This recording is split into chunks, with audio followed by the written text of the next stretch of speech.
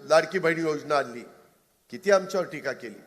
आज देखील हेच मीडियावाले सांगतात ही योजना बंद होणार, ती योजना बंद होणार। अरे ते राज्य सरकार ठरवेल ना, तुम्हाला कोणी अधिकार दिलाय? त्याच्यामध्ये मी अर्थसंकल्प मार्चच्या दुसऱ्या आठवड्यामध्ये सादर करणार आहे ना, त्यावेळेस राज्याचा आर्थिक शिस्त, आर्थिक घडी बसवण्याच्या दृष्टिकोनातून मी पावलं उचलतोय।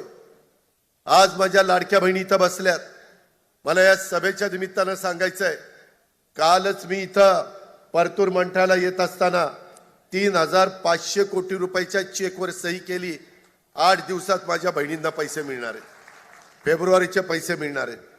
आम्ही शब्दाचे पक्के आहोत, दिलेला शब्द पाळणारी लोक आहोत, परंतु दिलेल्या योजनांचा फायदा पण तुम्ही नीट उचलला पाहिजे।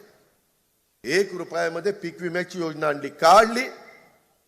माझ्या शेतकऱ्याला ती परवडावी, परंतु त्याच्यामध्ये किती चुकीचे प्रकार केले।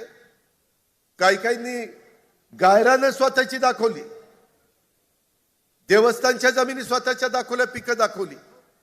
अरे असलं जर तुम्ही चुका करायला लागला तर ते पाप कुठे फेडाल? वर गेला तरी परमेश्वर तुम्हाला माफ करणार नाही। तुम्ही नियमाने वागा ना, तुमचा अधिकार आहे। तुमच्यावर अन्याय झाला, जरूर तो अन्यायाला त्या ठिकाणी वाचा फोडण्याचं काम, दाद मागण्याचं काम तुम्ही करा।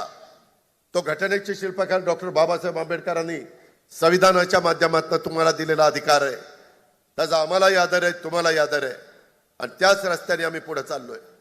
परंतु कुठेतरी एखादी चांगली योजना आणायची आणि ती ज्या घटकाकरता आणलेली आहे त्या घटकाला त्याचा फायदा होण्याच्या ऐवजी ज्यांची आर्थिक परिस्थिती चांगली आहे त्यांनी त्याचा फायदा घेणं हे बरोबर नाहीये।